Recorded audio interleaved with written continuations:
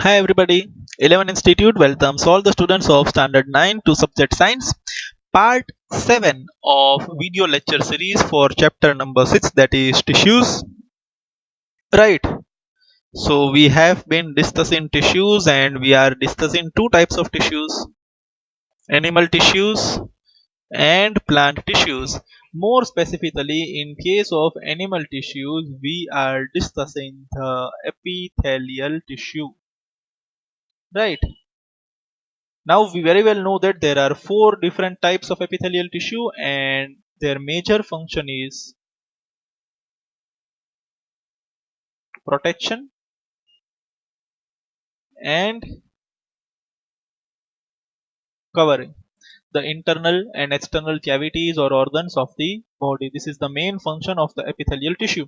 And let us now discuss step by step different types of epithelial tissues. The first one among them is simple squamous epithelium.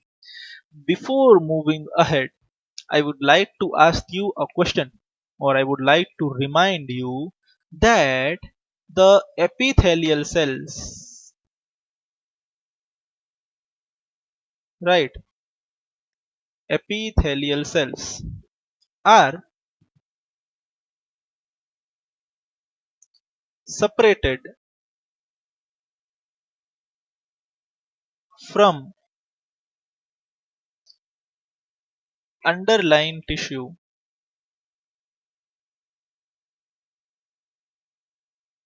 by dash. Epithelial cells are separated from the underlying tissue by dash. The answer is basement membrane. Right, the answer is basement membrane. Epithelial cells are separated from the underlying tissue by basement membrane. So there are four types of epithelial tissue, but all the epithelial tissues have this feature in common. All of them have a basement membrane which will separate it from the other type of tissues. Let us now move ahead and see about simple squamous epithelium, and as discussed in the previous video lecture, we will focus on three aspects. Number one, location. Number two, structure. And number three, the role of that tissue, or we can say its function. Right, so we will primarily focus on these three aspects. So let us now discuss about simple squamous epithelium. Yes, so here in figure you can see simple squamous epithelium. See this layer, the one which you are seeing over here, this layer is known as basement membrane. Right, this layer is known as basement membrane.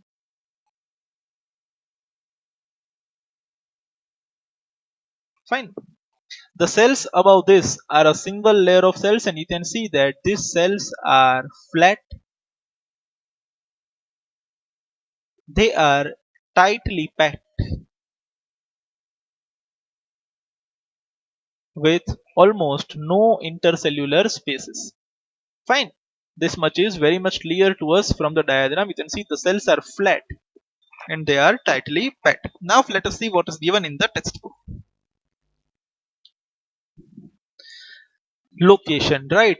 In which parts of body can we find the simple squamous epithelium? We can find them in the lining of blood vessels. Now what are blood vessels? I have told you previously, blood vessels are nothing but arteries, veins, capillaries. These are the blood vessels in which the blood flows throughout the body. The inner lining of those blood vessels is made up of simple squamous epithelium. Apart from that, we can also find them in the lining of alveoli, which are found in lung. Right. where transportation of substances occurs through a selectively permeable surface. There is a simple flat kind of epithelium where they are found, where transportation occurs through a selectively permeable surface. Right, when something has to move from one side of the tissue to another side of the tissue through a permeable surface, there these permeable cells or simple squamous epithelial cells will be present, and they are simple flat. This tissue is called simple squamous epithelium. Simple squamous epithelium. Fine. The esophagus and the lining of mouth are also covered with squamous epithelium. Lining of mouth is but clear, the inner surface of your mouth. You can touch that with your finger. Just insert a finger in your mouth, and the surface which you touch is the inner lining of mouth. And apart from that, esophagus. Now, what is esophagus? Esophagus is nothing but the food pipe. Food pipe. It is a tube-like structure which carries the food from mouth to stomach. Right, that is esophagus. It is a tube-like structure which carries the food from mouth to the stomach. That esophagus, its lining is also made up of the squamous epithelium. Structure. Squama means scale of skin. Scale, or you can say a layer of skin. Squama means scale of skin or layer of skin. That is the meaning of the word squama. Simple squamous epithelial cells are extremely thin and flat. You can see they are flat and thin and form a delicate lining. Now you really know the meaning of delicate. Soft in structure. Just touch the inner part of your mouth. Just insert a finger in your mouth and touch the inner part. You can see that it is smooth and soft, right? Smooth and soft. Such structure is known as delicate structure. So squamous epithelial cells form a delicate lining. Right. Here again you can see this is also simple squamous epithelium, flat cells, but here there are two layers shown. Fine. So I hope this is clear to you. Sure. Please pause the video and write this much down in your CW. Just put the heading types of epithelial tissue. And this is the first type, simple squamous epithelium. Please pause the video and write this down in your CW. This sentence is important. Squama means scale of skin, and these locations are also important, that esophagus, lining of mouth, lung alveoli, blood vessels, etc. linings are made up of simple squamous epithelium. Please pause the video and write this down in your CW.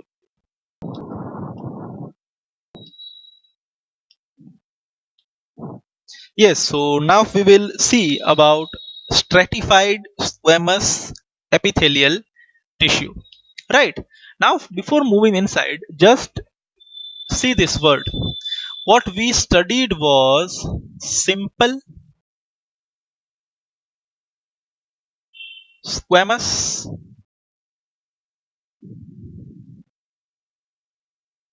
epithelium,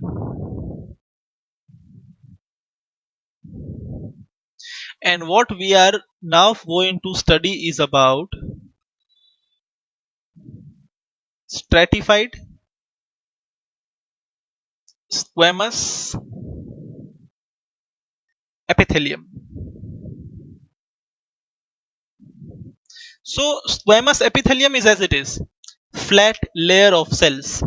Now only thing that has changed is previously it was simple, now it is stratified. So in simple, what we were having is we were having a basement membrane like this, right?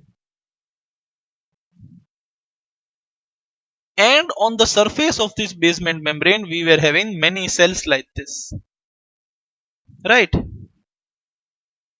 This was simple. Now in stratified, first of all understand the meaning. Catch the word strata or stratum. It means layers. Right. Suppose this is the basement membrane,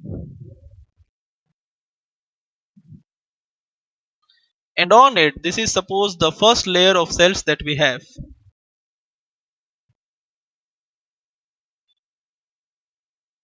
Right. Then now above it, we are having the second layer of cells. So something like this. First layer of cells, then on it another layer of cells, and again another layer of cells, another irregularly arranged several layers of cells like this, and on the top of it just a layer like a simple epithelium, a layer like simple epithelium. Such epithelium which contains many layers of irregularly arranged cells, and the top layer of simply arranged layer cells is known as stratified squamous epithelium. Stratified, strata means layers, right? Many layers of cells, and the topmost layer is just as the simple epithelium. Such entire tissue is known as stratified squamous epithelial tissue. Now it will be very clear to us with the help of this image. The skin which protects the body is also made up of squamous epithelium. Skin, right? Our skin, the outer skin, fine, which protects the body is also made up of squamous epithelium.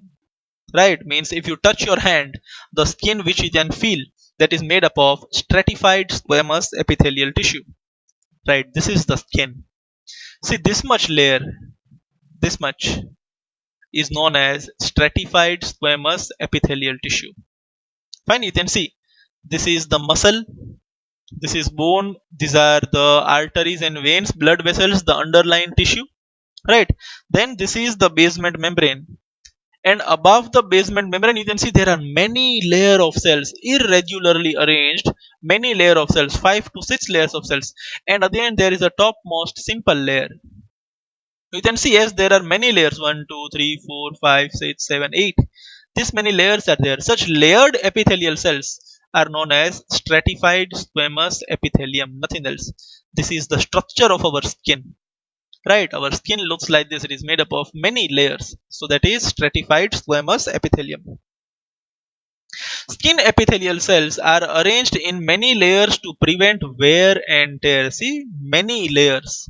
Why they are arranged in many layers? To prevent wear and tear. Definitely, sometimes we fall down, sometimes we get hurt, so we get injured. Suppose we fall down and this much portion is injured, so these cells will get removed. So in order to get protection, the lower cells will come up, right? Hence, to prevent wear and tear, there are many layers of cells over here.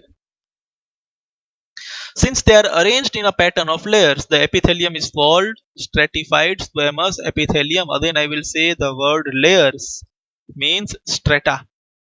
Fine. So just in the previous one there was a single simple layer. Here we are having many layers which are irregularly arranged, and such tissue with many layers arranged is known as stratified squamous epithelial tissue.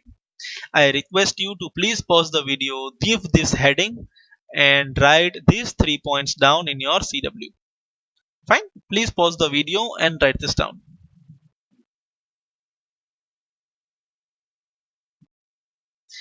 Alright, I hope you have written this. Let us now move to the third type of epithelial tissue, which is columnar epithelial tissue. Columnar epithelial tissue. Now, you should understand that this word is made from column, right? From column. So, if our shapes are just columnar in shape, such epithelial tissue is known as, means such elongated cells will be there like this, such that we feel that this is like a column, long cells, right? The epithelial tissue which contains such elongated or long sized cells are known as columnar epithelial tissue, and sometimes they might be ciliated. Now just understand this. When I say that I am talking about columnar epithelial tissue, I just mean like this, that this is first cell, then this is second cell, third cell, fourth cell, fifth cell, they will have nucleus over here. So this is columnar. And I can say over here also I am having a columnar epithelial tissue like this. There are many cells like this which are elongated. But sometimes this columnar epithelial tissue have a hair-like structure on their surface like this. Hair-like structure on their surface. This hair-like structure on their surface is known as cilia. So, when I say the word columnar epithelial tissue, it means this. They always do not possess these hair-like structures, but sometimes at few places in our body they contain such hair-like structure on the upper part which is known as cilia, and if cilia is present, then such columnar epithelial tissues are known as ciliated epithelium. They are known as ciliated epithelium. I hope this is fine. You are clear with the word ciliated epithelium. Now let us see what is given in the textbook. So this is the image of ciliated epithelium. You can see these are the columnar cells. This is nucleus. There is a basement membrane, and above this there is presence of this cilia. Now what is the function of this cilia? If anything gets entangled over here, it can move with the help of cilia. Either it can be moved inside or it can be moved outside depending upon the wavy motion of the cilia. I will show you an animation based on this, but before that let us see what do we mean by columnar epithelial tissue as per the textbook. Location: where in the body are they present, where absorption and secretions occur, right? The places in the body where these two phenomena happen, absorption and secretion, in those places you can find the columnar epithelial tissue. Now where does this absorption takes place? Right, generally in stomach, intestine. What happens in stomach and intestine? Food is absorbed, right? Food is absorbed. So the places where absorption and secretion occur, in that places we can find the columnar epithelial tissue. Fine. Where does absorption and secretion takes place? In the inner lining of intestine. Tall epithelial cells are present. Function: what is their role? This columnar, meaning pillar-like epithelium, facilitates the movement across the epithelial barrier. What is the main role? Facilitates the movement. If something is entangled over here, કોઈ પણ વસ્તુ અહીંયા ફસાઈ જાય છે, હવે એને મારે આગળ મોશન કરીને અહીંયા પહોંચાડવી છે, then that function is performed by the ciliated epithelium or the columnar epithelium. So the main role is that it facilitates the movement. That is the main role. In the respiratory tract, where in the respiratory tract the columnar epithelial tissue also has cilia, which are hair-like projections on the outer surface of epithelial cells. We have already discussed them. This kind of columnar cells which have cilia on their surface are generally found in respiratory tract, right, which eases the movement of some substances. The cilia can move, and their movement pushes the mucus forward to clear it. This type of epithelium is the ciliated columnar epithelium. Cilia can move, and their movement pushes the mucus forward to clear it. Now, what is mucus? The watery liquid that comes out of your nose when you are suffering from cough and cold, etc., etc., etc. Right, that watery liquid which is coming out is temporarily known as mucus. The exact meaning of mucus is different, but for now you can say that that watery thick liquid which comes out of the nose is known as mucus. Right. So now if I want to move that out, that role will be performed by cilia. The cilia will move and that mucus will be pushed forward. How? It will be very much clear to you from the animation that I will play now. But before that, I request you to please pause the video and write this down in your CW.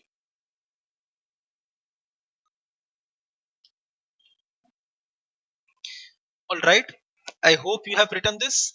Let us now move ahead and see the animation whether how the ciliated epithelial tissue causes the movement. Just watch this video and everything will be quite clear to you.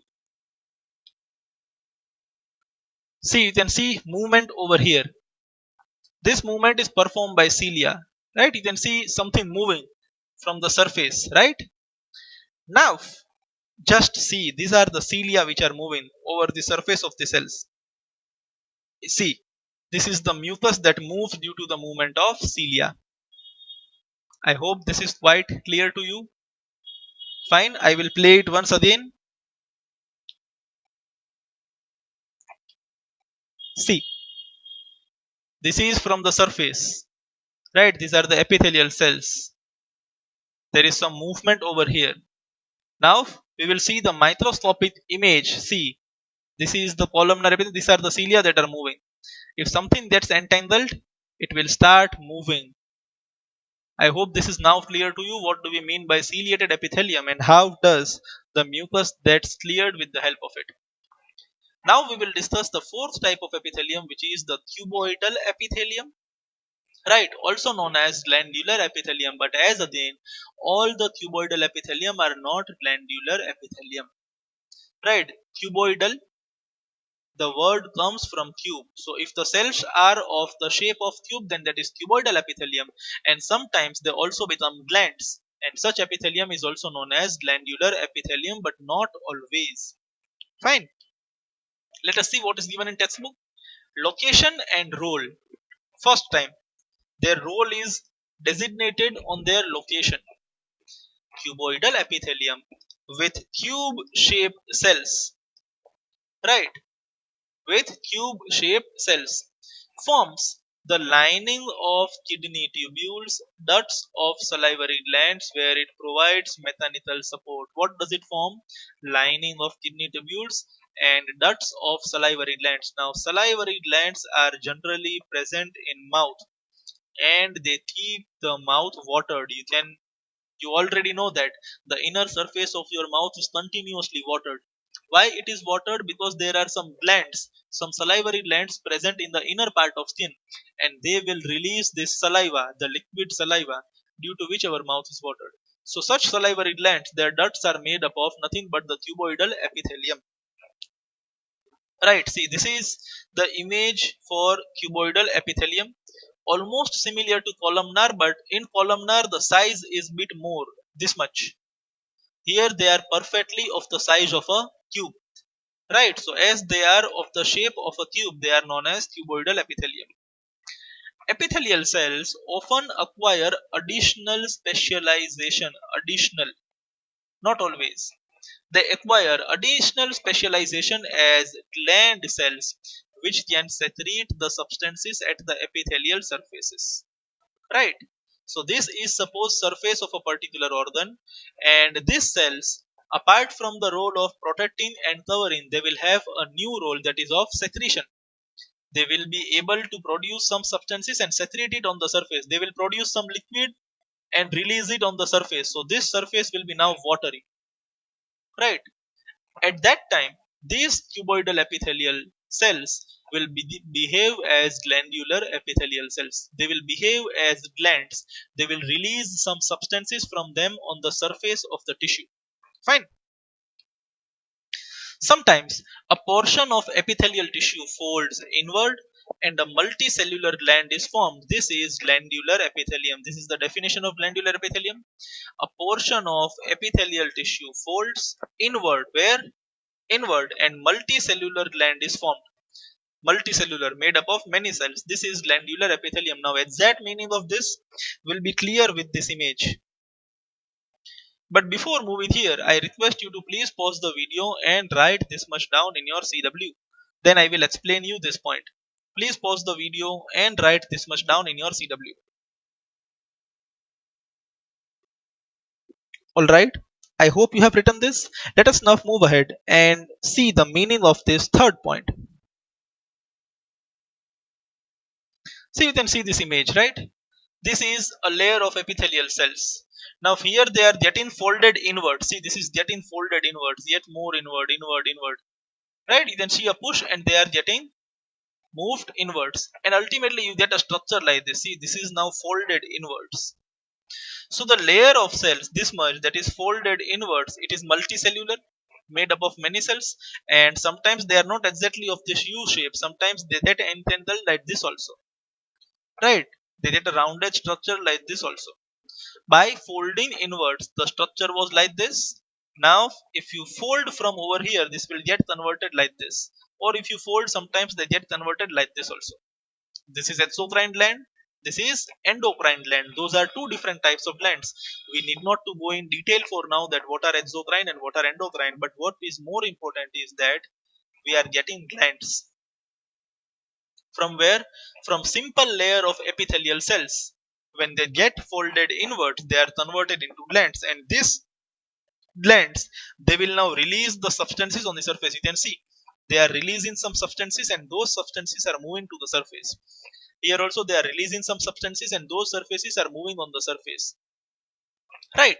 Such tissue is known as glandular epithelium because they behave as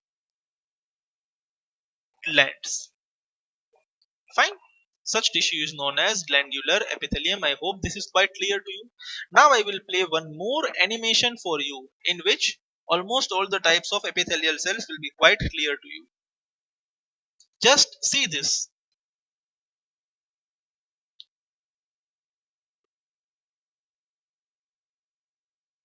Just a minute. Okay, so let us see the animation now. Surface epithelium. Right, you can see here. This is the basement membrane, and these are simple flat cells with very less intercellular space, right? You can see them over here. There are nuclei. This is the basement membrane. Simple flat cells with almost no intercellular space over here. Fine. This is the example of simple squamous epithelial tissue. Right. Example of simple squamous epithelial tissue. Now if you can see the height has increased. Right. What is this? These are generally of the shape of a cube. Right. I hope this is clear to you.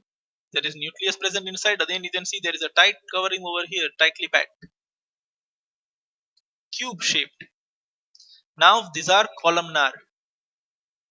These are columnar. See, they are shaped of column. Much height is over there.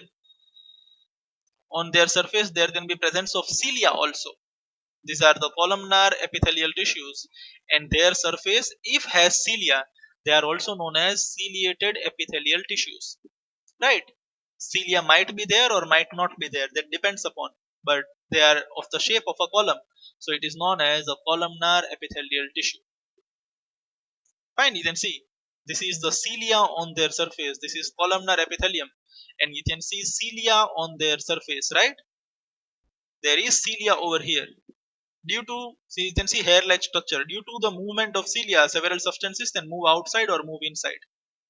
Right? This is the example of ciliated epithelium. Fine. Cilia over here. I hope this is clear to you now microscopically. Let us move ahead. See, much nearer. That was, now this is stratified squamous epithelium. See the front layer, the topmost layer is having flat cells, simple epithelium, but there are many layers of cell over here. Some of them are of irregular shapes, right? But there are strata, first layer, second layer, third layer, fourth layer, fifth layer, sixth layer, seventh layer, eighth layer, many layers. And on the top of that is a layer of flat cells. Such epithelium is known as stratified squamous epithelial tissue. This is the example of stratified. I hope this is very much clear to you. Now this is keratinized, but it is not important for us for now. There is development of a keratin layer, but there is not in your syllabus for now. Alright, I hope this is clear to you. Fine. So here we end our video lecture. I hope everything is quite clear to you. We have discussed the 4 types of epithelial tissues today. I request you to please read them and go in detail that where they are found. Specifically, more importantly, you have to be clear about the function of ciliated epithelium and glandular epithelium and about the locations of all the type of epithelial tissues. We will now meet again in the next video lecture and discuss about the connective tissues. Till then, take very good care of yourselves. Goodbye and thank you very much for listening.